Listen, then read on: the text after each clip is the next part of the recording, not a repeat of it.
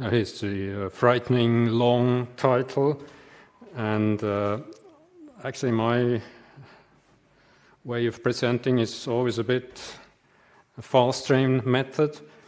So let's quickly look at this project, what it was, the project that I'm representing somehow in this talk.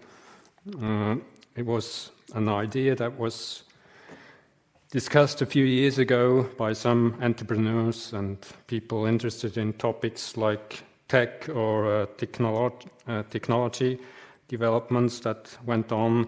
So we wondered if we have to follow all these buzzwords, so to speak, or if there is some research that could be exchanged between, well, the research community and perhaps the entrepreneurs and professionals. So that's actually basically what the idea was.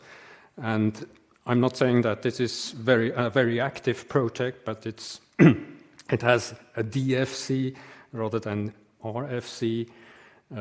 So if we think about this talk as a documentary, we would create a DFC, and it's never finished. It's something that adjusts as technology adjusts. But of course, the usual problem we have is people, right? So people would have to be interested. Now, my name is Robert Oegler, as you could read or hear already. And I think when I work with ICT project, like for example, in a bank, a recent project in a bank where they wanted to introduce a network with for high-speed trading, so to speak, a network project. I was a technical PL there. There were sure ICT architects, but I think also organizational architecture is sometimes important because projects can actually fail, as we know. So it's maybe, sometimes I think I have no idea what I'm talking about in these things, but maybe those two things together is what I'm working on sometimes. So let's see, how do we approach this topic? I think you might say digital economics is just because of the title of the, the project, but I think it's actually something that we could have said. Technology alone, of course, can't always solve human problems. And when you talk about tracking, this might just be quite important. It's somebody who decides to track, right? So it's quite, two things that have to be said or looked at. Now, this is the usual, the entire workshop, 2-hour workshop or so. So I'm not really cheating, but I think the two first points is what we are going to look at. So maybe my description in the booklet is a bit ambitious in that sense, but let's look at it as a fast train travel through a landscape full of illustrations. It's less bullet point type of what should I say, talk. Maybe it's a bit experimental, going fast and just giving a glimpse of this and that. And if you want to, as with fast train ride, you have to go back to certain topics if you want to know more. So let's look at the first chapter, or start with the first chapter. Tracking, I start with a few definitions. Seems quite obvious, right? Follow a person or collect personal information. There are many definitions. I don't like all of them. I haven't found the definite definition yet, but that's probably just me. Profiling, on the other hand, I think is more the analysis part, perhaps, and of course, assign data to user, right? Now we have to, even though it's quite obvious, I think we have to remember why do we differentiate between those two? I mean, tracker profiles, isn't that the same as user profiles? That it's, often you hear people say, well, we already disclose lots of information, which is true, sort of, but we don't know about those opaque tracker profiles, really. So maybe the question is, who is in control of which profile, right? So, as they sometimes say, a tracker stream would be to know more than you yourselves know. Is this really true? Well, maybe we'll find out a bit. Targeting, definition of targeting, sort of, is perhaps a bit complicated, I think, but it's sort of an influencing effort towards an intended audience, you could say, and of course the properties that are that could be used for targeting are quite extensive sometimes. Sorry, who wants to target? Of course, political parties, not only advertisers, manipulators, so to speak.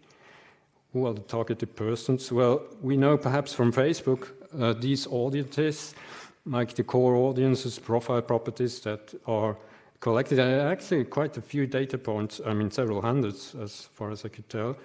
Custom audience is more the first-party thing. Like, for example, if you sign up for a newsletter, that would already be a first-party relationship. And lookalike audiences is what is often discussed as being a bit problematic. So, again, user profiles, they're often quite extensive. So if we just say profile, it may not be the full explanations. I mean, it can be health, it could be financial standing, etc. Quite a few things here. And in a long version of this talk, this former Facebook expert actually, or Facebook employee actually shows a little bit how micro-targeting might work. But to sum up, he says, well, it's actually sort of turning up sensation or attention. So that's what he, in retrospect, criticizes about this targeting. And this is perhaps a European voice, which again says that rather than following a compromise character, what we know in democratic politics, it's more a polarization effort when we talk about micro-targeting. Now, there are, of course, we have to say, other researchers that do say, well, polarization is just normal, especially in the United States, maybe a bit more in two-party systems, so to speak. So let's look at a few things. You know, when you talk about tracking, people often talk about cookies, the dangerous cookies. Are they right? Are we right when we say this? Well, maybe sort of. Now, an older paper, well, 9 years old paper by Rösner is quite interesting. I think it's still valid actually. They talk about explicit tracking mechanisms, which are for, of course, cookies, and inferred tracking, like for example, fingerprinting. As we'll see, fingerprinting is now becoming more prevalent again. Other names for third-party cookies, so the first type of tracking mechanism might be tracker-owned cookies. I think it's quite a good expression, actually. Good name for third-party cookies. Third-party, what's that? Well, it's a tracker-owned cookies, what we mean here. Why is it so popular with marketers or in marketing? Well, of course, because it's sort of seen as a unique idea. Now, if we believe in this stable assumption, then this is probably true, right? If we don't, because we say, well, we delete cookies, we know what cookies are, so we manage them, then that is probably not so true. Now, what happened here is this cookie discussion that was set off by Google. Now, they didn't actually stick to the roadmap that they announced earlier, but they said that in another 2 years or so, they will phase out third-party cookies, basically. Other browsers already are. Now, the problem is, well, problem, so to speak, is that Chrome has quite a high market share. Market shares are usually overestimated for various reasons. That's another talk almost. So what they did, they proposed what we know as privacy sandbox, right? It's not really a cookie replacement, but maybe they sell it as such. Now, we always have to, when we look at this, we have to realize that it's Google saying that, so a tracker company, so to speak. Now, let's just look at FLOC. Is FLOC well known? Should we skip it? Or anybody skip? Everybody says skip it? Okay, let's quickly look at it. Again, what they say is it's actually a sort of a privacy-preserving mechanism. Okay, these are nice, you can say it this way. It's basically interests that are bundled into cohorts, right? And the same for thousands of browsers. That's what they say. So let's assume user 1 and user 3 have cohort 1101, and user 2 and user 4 have cohort 1354. And let's assume that those two users visit webshop 1 that has ad tech company 1, the same, has this ad tech company, and the web shop actually tells this ad tech, this third party, that people who have these two cohorts are interested in, say, hiking gears, right? So let's assume that user 3 and 4, they visit website 2. It doesn't have to be a web shop, actually. And here again, the website asks, what cohort are you in? And these two cohorts, just for simplicity, we assumed it's the same two cohorts. Now the ad tech company, if it's the same as webshop 1, tells website 2 that, well, you might as well target those two cohorts, and perhaps that's what this website 2 does. It may show them an ad. It doesn't have to be articles. It can be an ad promoting, like, for example, hiking gear. So to those two users. So that's basically how it's supposed to work. Now, not everybody is really fond of this idea.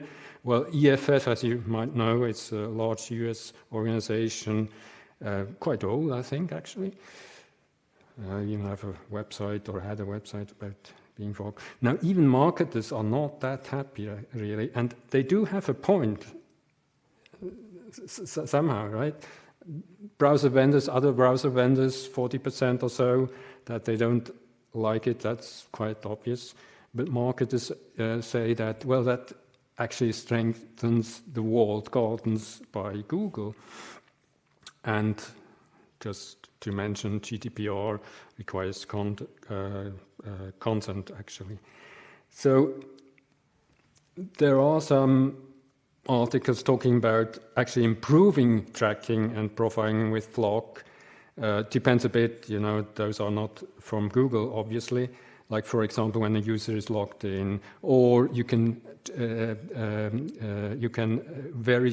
identify behavior changes of identified persons, or this chicken and egg problems, which could be a bit problematic, sensitive category. If you have those, in order to know them, you probably need to know a lot more data. That's at least what some people say.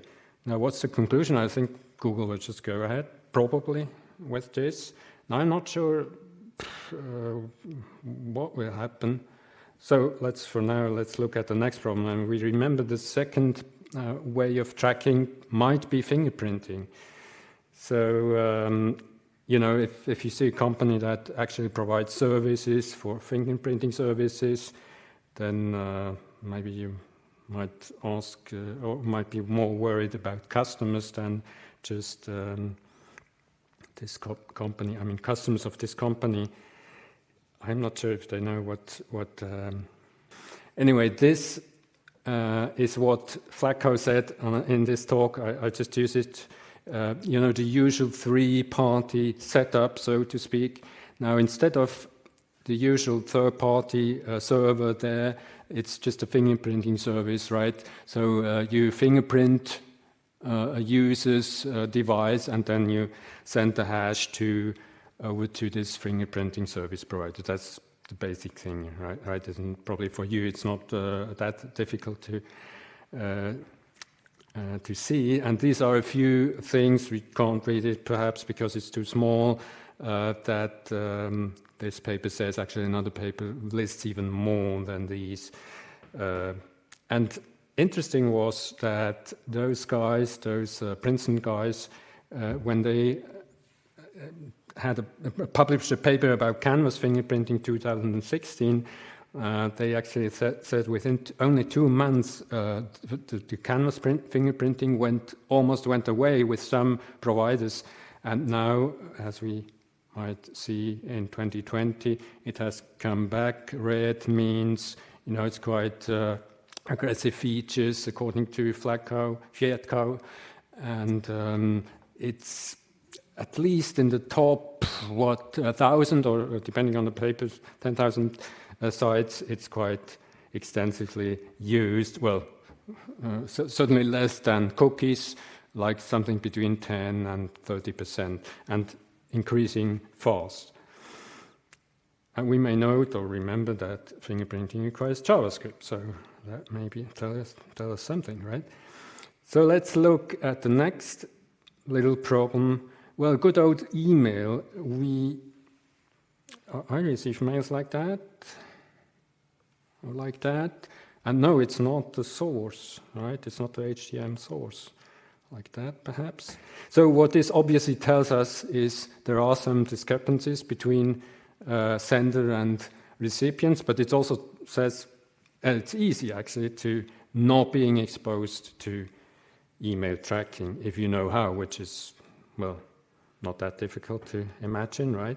And it's a new trend for various reasons. Well, cookies, third-party cookies, or as we will see, IDFA problems, sort of, is one reason. And it actually helps boost web tracking, like when you open an email, of course, not doing nothing, not preventing loading third-party, then often your email address is sent to third parties. That's what the paper said even a few years ago, and also clicking on tracking links. It's not just that the tracking link is sent with all these identification things, it's even the email address itself.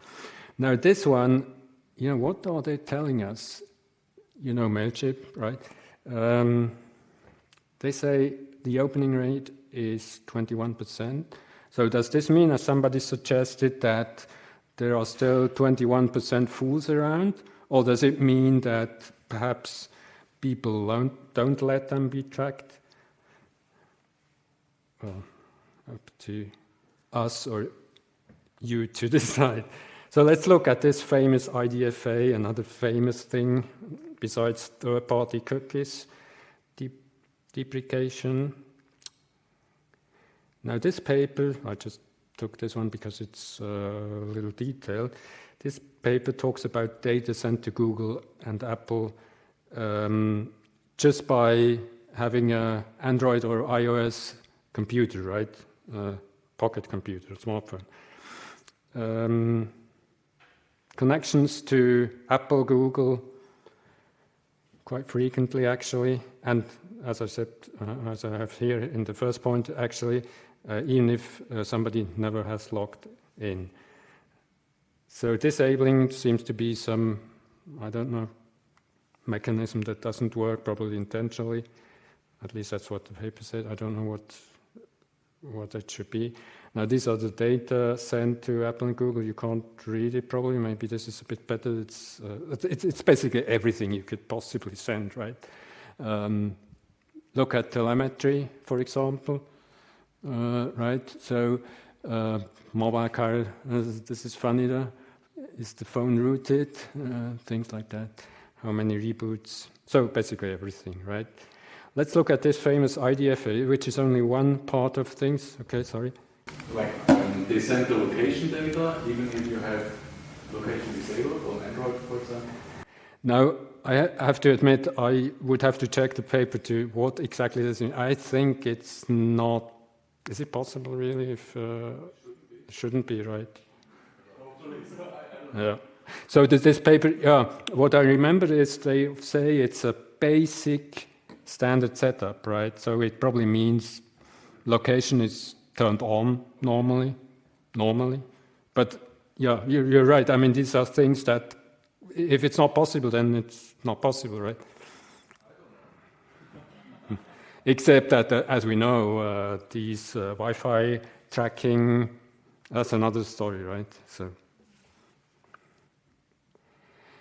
now IDFA, just to point that out, by Apple and Google calls it AAID, not GAID as sometimes called. There are other advertising IDs which are not, we're not interested right now. So Google tells us how to track with mobile apps using IDFA or AAID if you're a customer of them. So it's sort of a tracker's dream come true, we could probably say, right? I mean, it's, again, standard setup, they've got everything. It probably can't get any better, really. Assuming this is stable. And of course, yeah, users can, for example, they can, I believe in standard setups, you could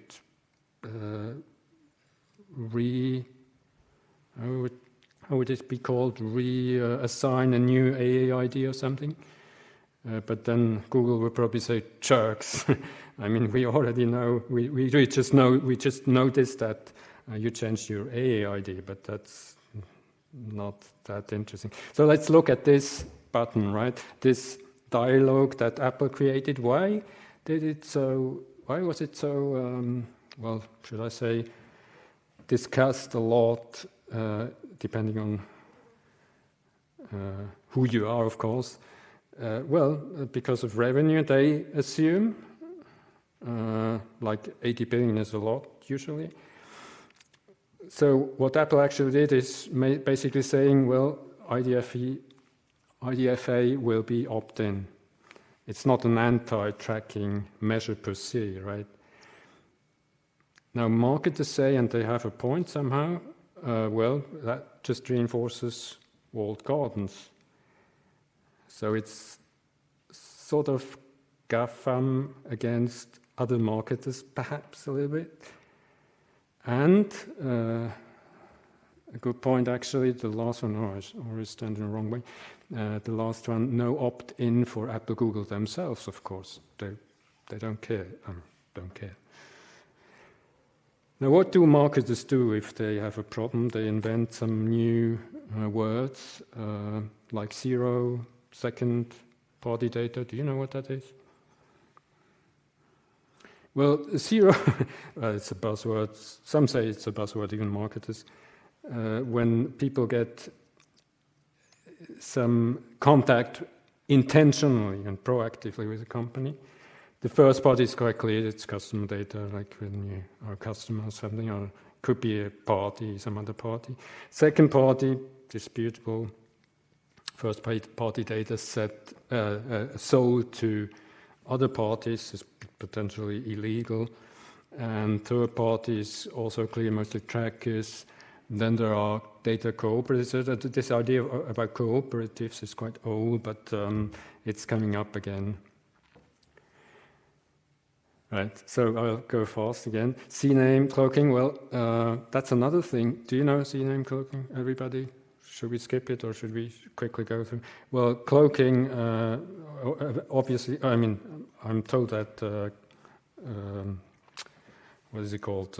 Miners, they hang their cloaks up there, so that's maybe why the name came, or what the name comes from. It's basically a cocooning or a mantling of some sort, a wrapping of some sort. I just used the first word of this list, CNAME cloaking, right? So it's basically trying to disguise third-party as first-party trackers, right? With this third-party cookie being deprecated, this might be important. So it increased by more than 20% the last month. So now this is 1 year ago, but still it's probably increasing yet. Let's quickly look what this could be, or how we could explain it. Let's assume that a super shop uses CNAME cloaking. So what they do is they use a CNAME pointing to a tracker, right? And the CNAME is the tracker address, not the first one, as sometimes pointed out. So the CNAME, the tracker, is then not visible to browsers normally or sometimes. So that's used to circumvent anti-tracking measures then. Now, I'm told that it's not actually working, I mean, to uncloak, to protect against this CNAME tracking. It's not actually working in other browsers than Firefox. I might be wrong. In the meantime, maybe something is possible with other browsers too. Now, I just mentioned don't go into this. There are some security issues here.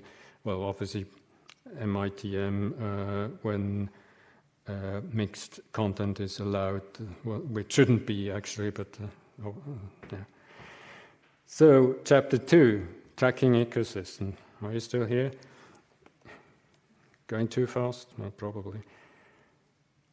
I like this map, actually. It's 10 years old or something, almost, right? So showing Google, Appalachia, Fortress Facebook, Amazonia, Sea of Content, the dark offline. Anyways, we probably associate the ecosystem with GAFA often at times. I don't know about you. Sometimes called the Big Four, the Big Five, depending on whether you add Microsoft or not. Or some use the FANG gang. Well, I just made that up probably, but no, FANG is not made up, but the gang maybe. It's used in finance sometimes with Netflix added. But what is perhaps important just to remember for you, it's easy, right? But there are two things here. First parties, all those GAFAM can be first parties, but what we are interested is publishers who use third parties, GAFAM, as trackers, right? That's another story. It's not so ideal when I stand here, but I can't read. Okay. So, I wonder if size matters. Well, probably it does. It's sometimes a bit, I think it might be more important than we commonly think. So I just thought I'd show a little example. What would you say what the largest corporations in the world are by revenue or market cap? I don't know if you know. Does anybody know by revenue? I think, if I'm not wrong, it's Walmart. So it has about twice as much, no, not quite twice as much revenue than Apple. So revenue is, all sales, right? So these are approximate values. They may change, of course. Now, market cap looks quite different, right?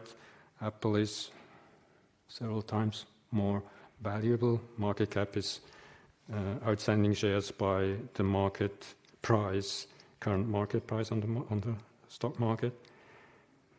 If Walmart, however, made the same profit as Apple does, then we come close to Apple, actually, theoretical market cap. So maybe size does matter. At least Facebook was in the US Parliament, but also the European parliaments. I think if tracking, or if tracking companies were small, I call them tracking companies, then probably nobody would care, right? So size might matter. Now, those are usual points that are sometimes discussed in papers, etc. But I do know, and we do have to recognize that tracking goes beyond GAFAM. It's just that GAFAM are so powerful or big. So how to become a tracker? I just, it might be interesting to understand a little bit where we come from. Those two guys, right? We know them, Google founders in 1998 it was. They founded a company, right? Or they published a paper about their Google search, and they had a chapter about advertising and mixed motives. And that's what they say. Well, advertising might actually introduce bias, right? Not surprisingly. And advertising income might actually be an incentive for poor search quality. So when we talk about Google, it's like a good search engine. Usually we think it is, but that's at least what they said themselves. But we have to say that 20 years ago, something more than 20 years ago, they had 50 employees, right? And they had cash day, no income.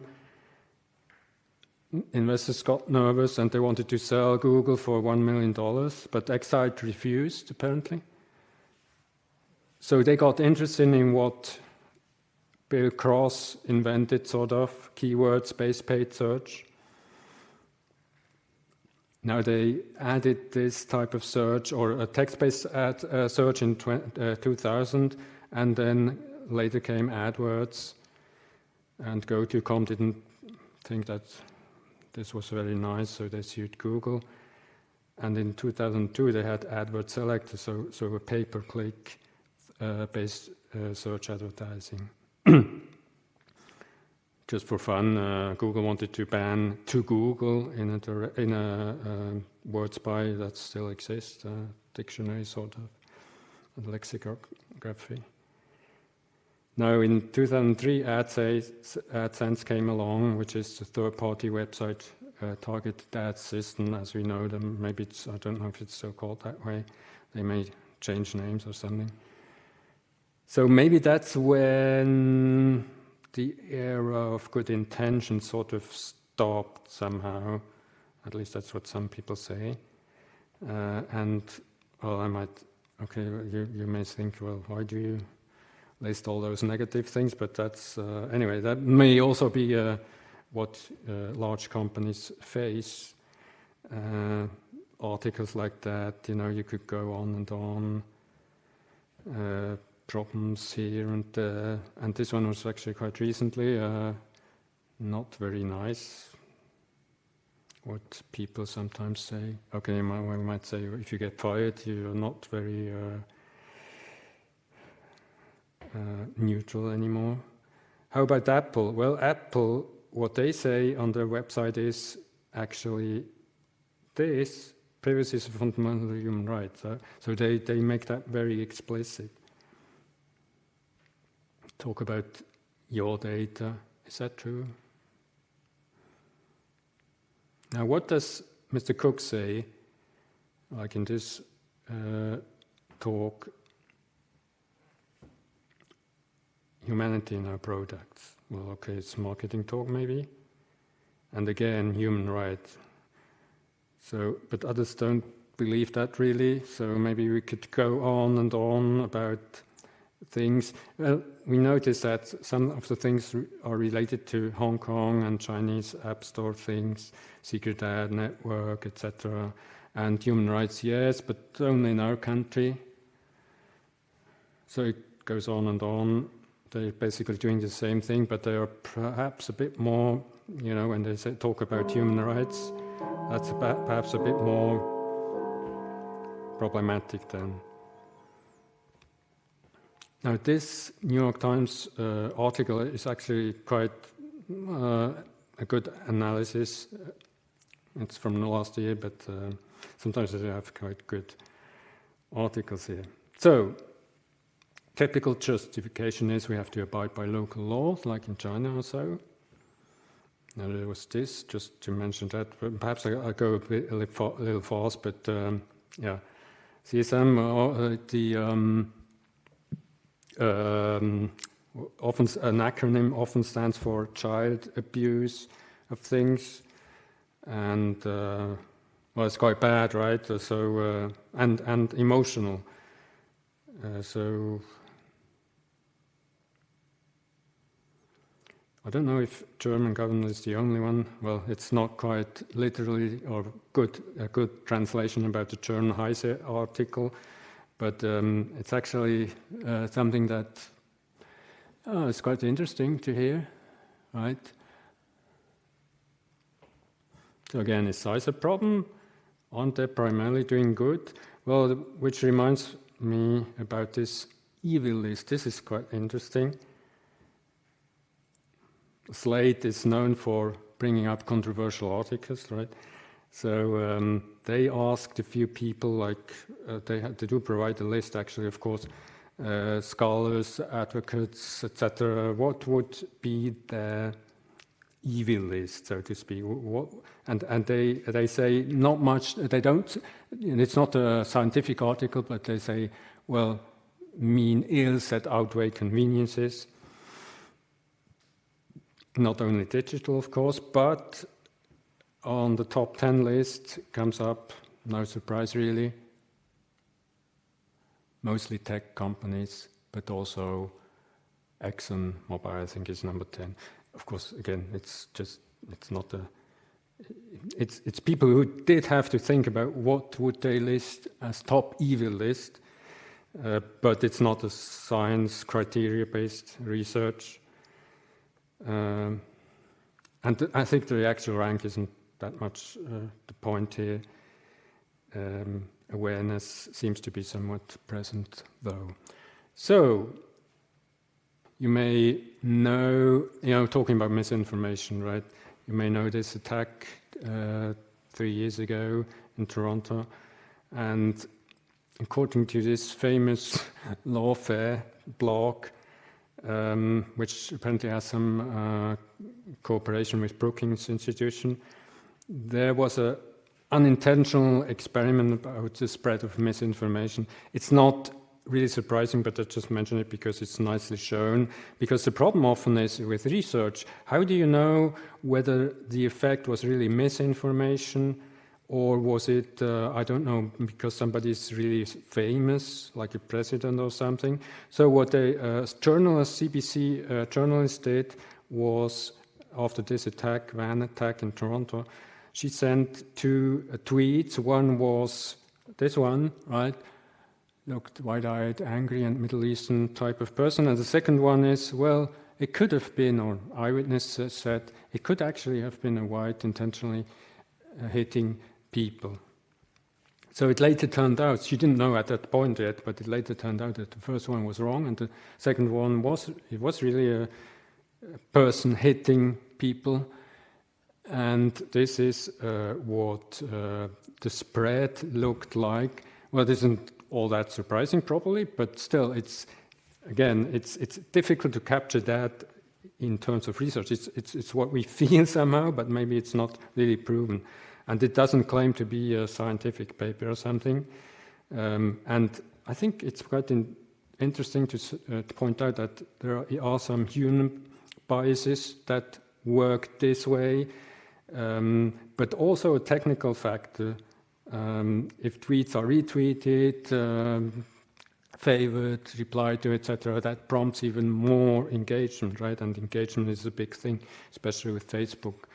So they call it the confirmation bias machine, sort of. And again, it's not just the technology, but it's both human and technical factors, right? Well, this was on the booklet, actually, so that's why I bring it up here.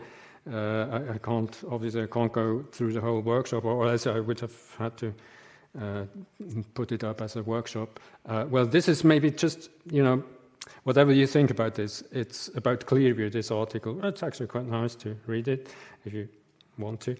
The company that checks all profiles, Clearview, anybody?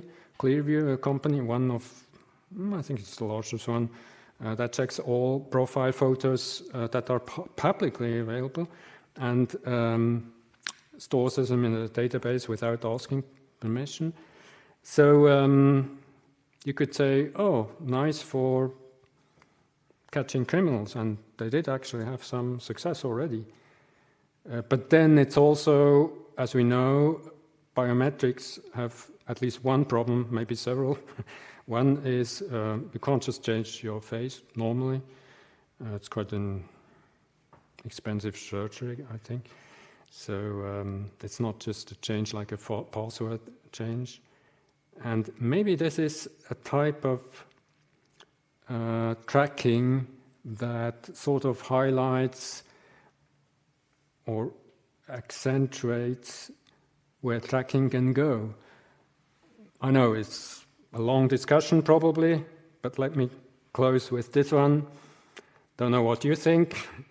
I'm a bit, well, of course I like tech, as you do probably, but this all tracking stuff, I have the impression it's very much underestimated, the entire ecosystems. Now again, I just put up a few points. We could probably, maybe they're very subjective, I recognize that, but I think the society has one problem. That's what the Princeton guys call the transparency problem. We don't really know what's happening here, even with this one. I don't know if you knew it, probably you did, but this Clearview company, quite a large company, and having probably the world's largest database of sorts, doing a specific thing like that. So you could say authorities, of course, are interested in this data, and they do sell these data to what do you call it? Not to courts, but to those who like police, etc. So what do you think? You can discuss yourself probably, but for now, because time is up, thanks for listening, and I'll give back to the moderator.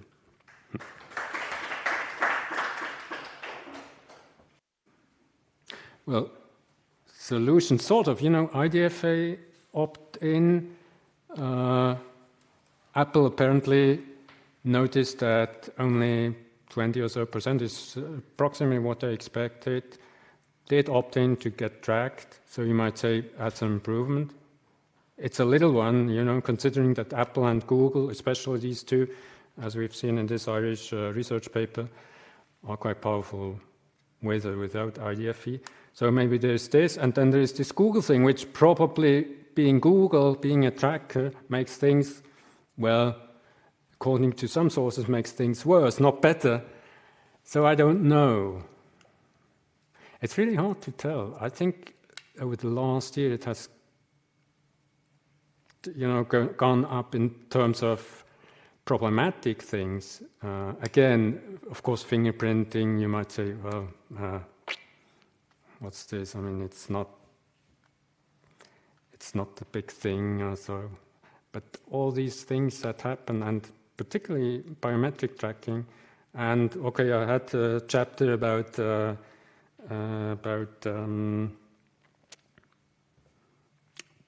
government tracking. Some people ask me, why don't you talk about government tracking? Isn't that a problem too? Well, the problem with government tracking is, of course, I call it tracking, some call it surveillance, because tracking, I consider that as being the activity of, well, tracking. So we have a problem here, especially in non-democratic countries, but also in democratic countries. You can always say that, well, there is a court system that helps us, but that's not entirely true, really. Who goes to court because of being put into a database? Now, I happen to know that some people from ETH are in the database of the Secret Service of this country. Now, does it matter? Well, if it doesn't, well, why are they in there? They are in there for some reason, right? So, anyway, so I think, and now I didn't talk about government tracking in this thing, but I think things don't seem to change much in terms of getting better. GDPR might be a thing, and now, okay, there's another chapter in here. Now it seems that the authorities, DPAs, data protection authorities, do become more active, somewhat, and actually sue companies that track.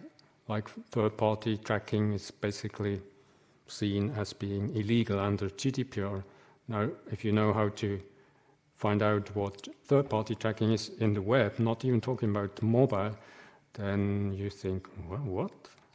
I mean, do we have websites that don't track with third parties? Yeah, of course there are, but don't seem to be the majority. Anyway, long answer, no answer really. I don't know. Okay, sorry. I mean, sorry for talking that much about nothing. So there was another question. Yes, a question about this CNAME cloaking. Yes, exactly. Actually, I'm very much thinking about that before, because it's quite logical how it works, and that one could do that actually. Anyway, you then presented a method that it might be possible to basically redo that or to circumvent it. Do you, by the way, know if some new ad blocking technologies or solutions do this? Like this uncloaking you mentioned. Okay, yeah, like uBlock Origin does it. But it does it only with Firefox. I explicitly checked, I think this month yet, so it's still relatively new. It doesn't work with other browsers, so the reason might be that Firefox does actually, well, resolve DNS, and the others don't. So normally a browser doesn't see it, unless you specifically use this API that, in this case, Firefox does provide. So uBlock origin would be a good way to. Now, of course, again, it has to be in the block list because it's quite problematic. You know, you could create a block list about all those CNAMEs, but it's not possible, right? There are millions. Well, it was kind of what I hoped for since I'm using uBlock origin in Firefox. Yeah. Actually, Firefox, in my view, is the preferred browser. Certainly not Chrome. I mean, Chrome is obvious. It's a Google browser, so it's obviously a tracker browser. Maybe Chromium or un-Google Chromium is a point. Or Firefox, I don't like that they go into the wrong direction somehow. But anyway, it's still considered to be the most configurable browser, I think, as far as I know. Anyway. Oh, thank you very much. For giving an interesting talk. Thank you. So a warm round of applause. Thanks.